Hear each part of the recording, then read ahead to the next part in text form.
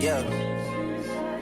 Poppin' Big Macs. It's me, Keisha, aka Color Me Pynk, and I am here with this week's All Tea, All Shade Love and Hip Hop Family Reunion Season 3, Episode 7 review. The episode picks up exactly where we left off last week with Shekinah and Lyrica arguing.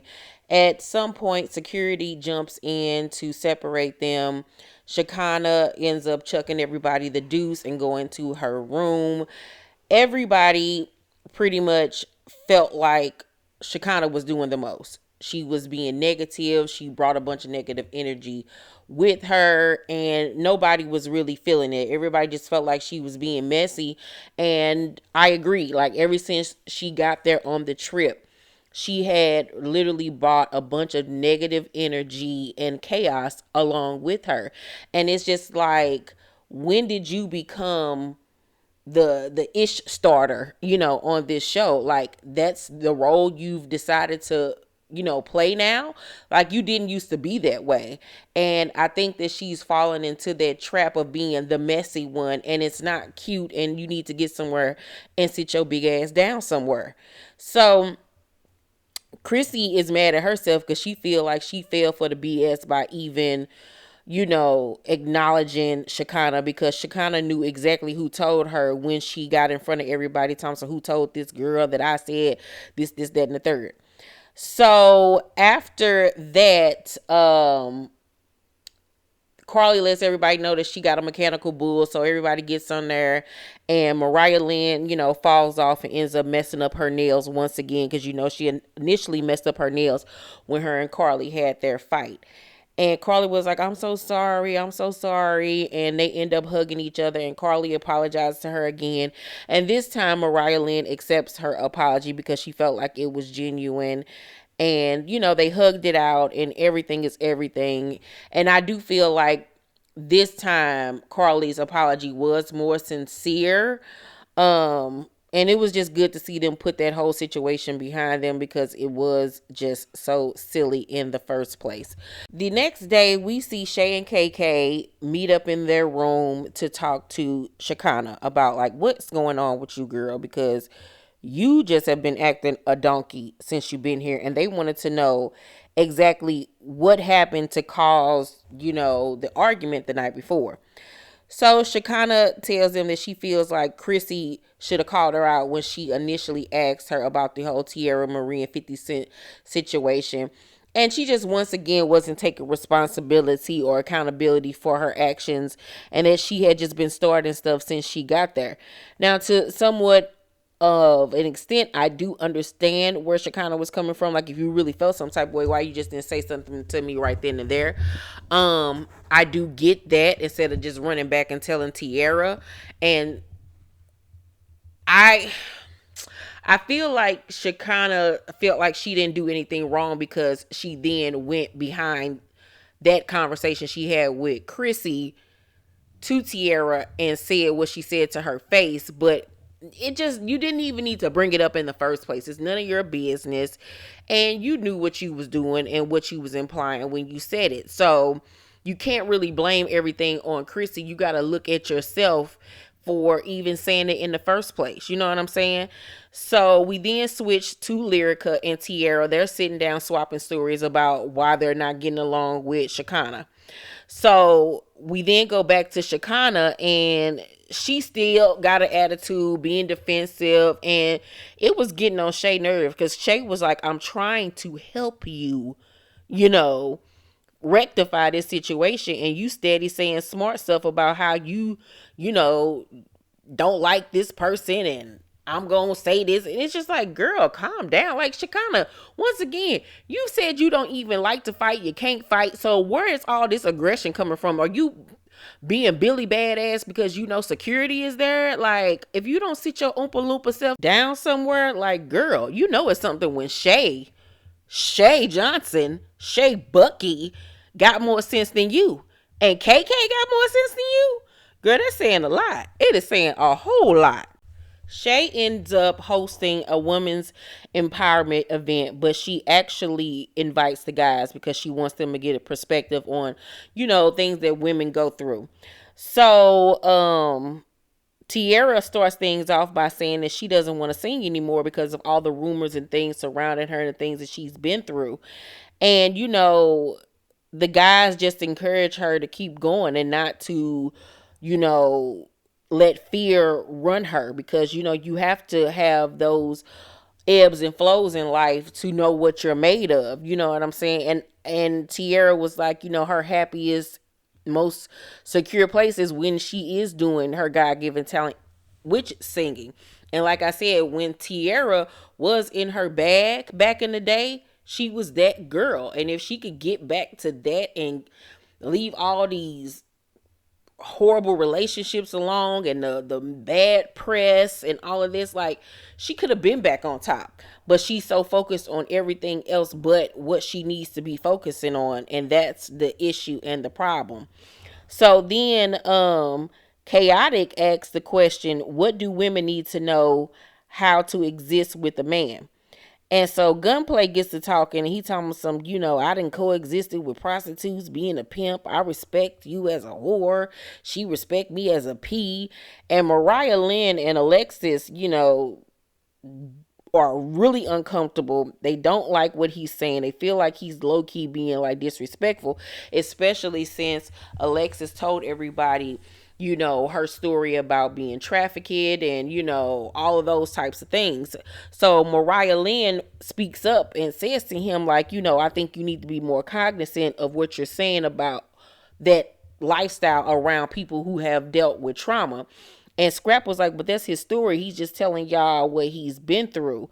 And Gunplay was like, I appreciate you telling me that, I didn't mean no harm or whatever. And they were able to come to consensus that, it really wasn't no beef or nothing like that, and I felt like both sides ended up understanding where the other was coming from, which was really good. And I was proud of the way everybody handled the situation. After that, we see Chrissy and Mama Jones eat Sunday dinner together because she's trying to really get back to the old traditions that they used to have with each other as a family when they were getting along. She decided not to go to the women's empowerment event because she didn't want to be around Shekinah and risk getting into it. So she just decided to stay away, which was, a smart decision, because Chrissy is a middle-aged woman, ain't got time to be arguing no little girl about no ignorant stuff, even though Shekinah ain't no little girl. But Chrissy is much older than her. And I like the fact that she's really trying when it comes to Mama Jones to really solidify this relationship between them. So when they sit down talking, Nancy asks her about the frozen eggs that she had talked about years ago, storing.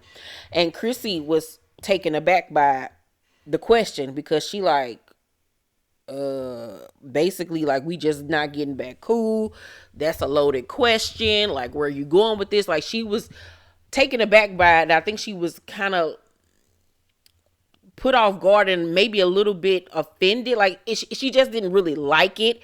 I didn't feel like it was a horrible question, but I feel like it was a question that could have been asked at a later date and time, because y'all are just getting things back on track. This is still very new.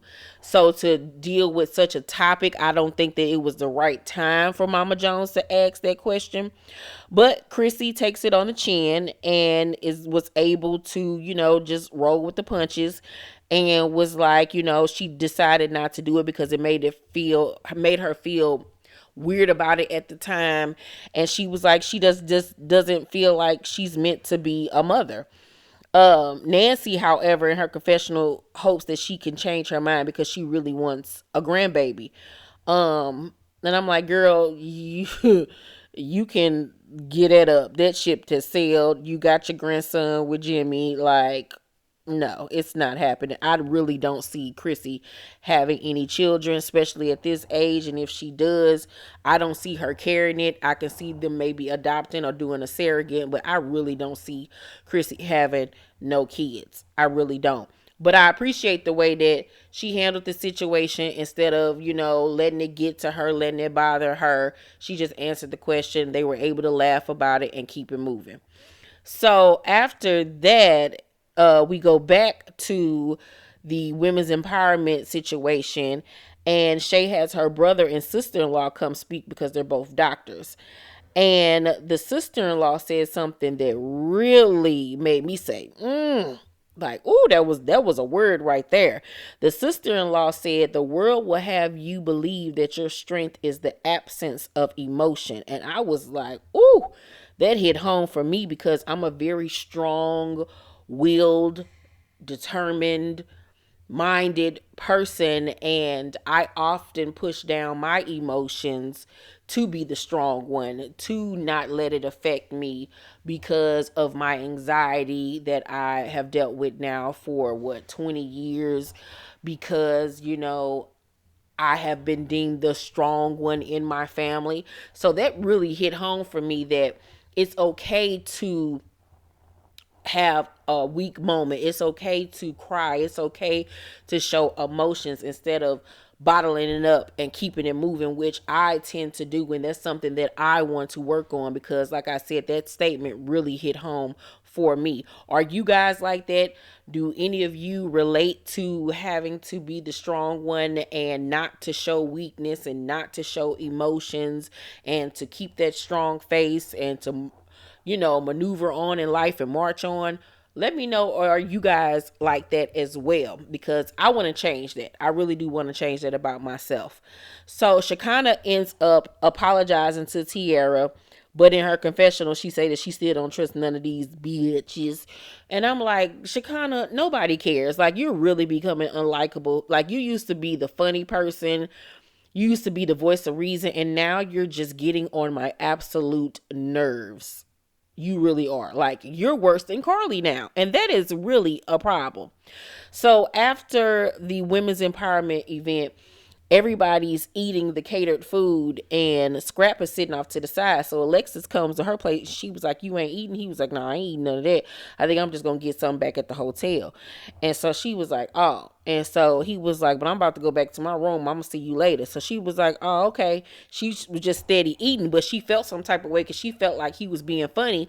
But I'm thinking, I felt like based off what we saw, she was just really in her head about the situation because he didn't seem like he was being funny to me. He didn't want to eat the food there. He was hungry, and so he went to the hotel to go eat. He told you he'll see you later.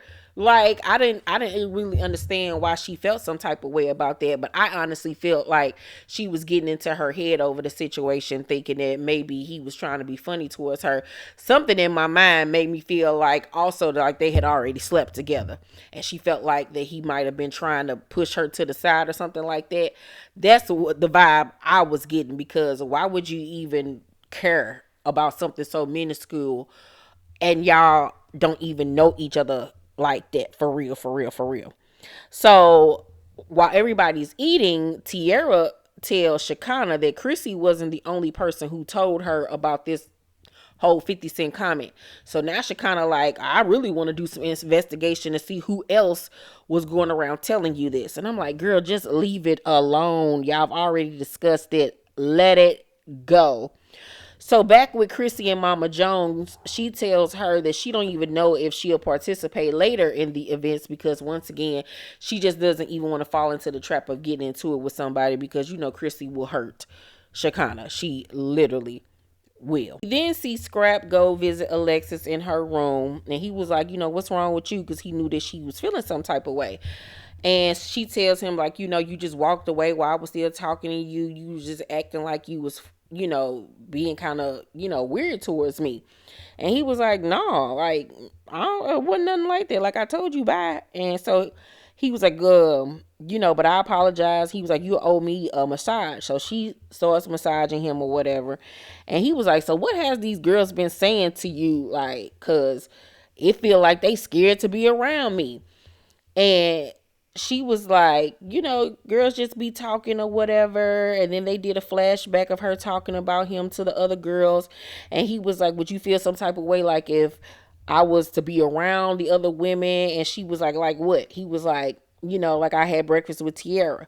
And she was like, oh, you had breakfast with Tiara and you ain't asked me. And she was like, oh, okay, I see how you are.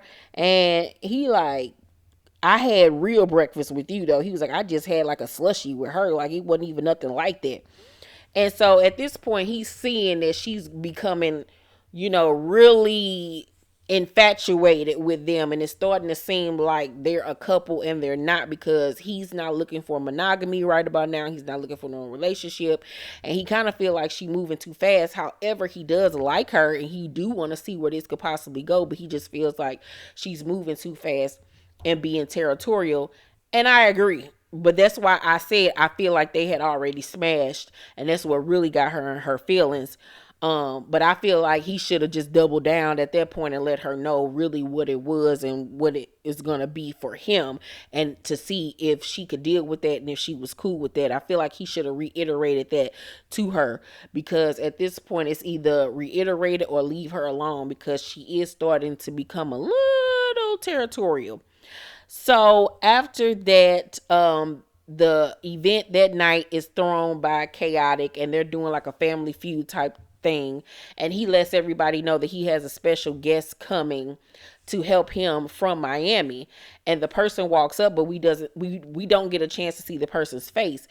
And the only person that I could make out that it could possibly be was like Suki, because it was a chocolate girl with a bob. Who else on that show is a chocolate girl outside of Suki?